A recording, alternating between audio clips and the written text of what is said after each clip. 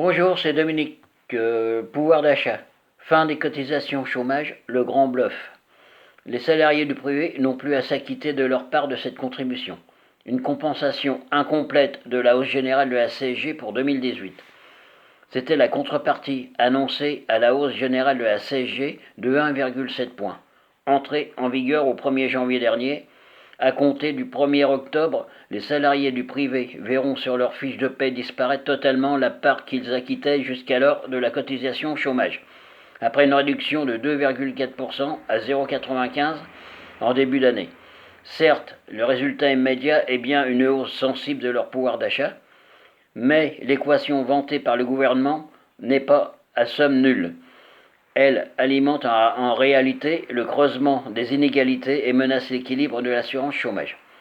Le montant des cotisations étant proportionnel au salaire perçu, leur disparition favorise en fait les plus aisés. Ainsi, le gain net mensuel culmine à 17 euros pour un SMIG, contre plus de 50 euros sur un salaire de 3 500 euros, ou encore plus de 70 euros pour 5 000 euros de salaire. Par ailleurs, en faisant basculer le financement de l'assurance chômage et de la cotisation vers l'impôt via la CSG, le gouvernement acte un changement profond de modèle social et officialise une mainmise de l'État sur l'assurance chômage.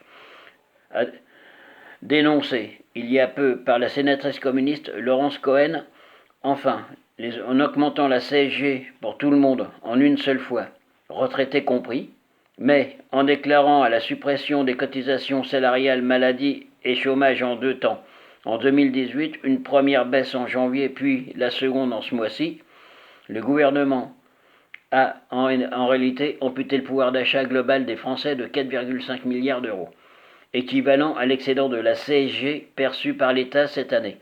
De quoi faire croire l'an prochain à une fictive baisse des impôts.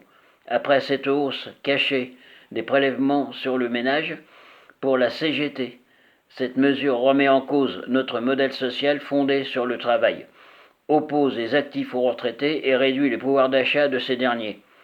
Cette hausse artificielle du salaire net pourrait même cumuler les effets pervers en pesant sur les négociations salariales dans les entreprises. Ainsi, explique le syndicat, les employeurs pourraient en faire un prétexte pour s'opposer aux revendications des salariés. Merci.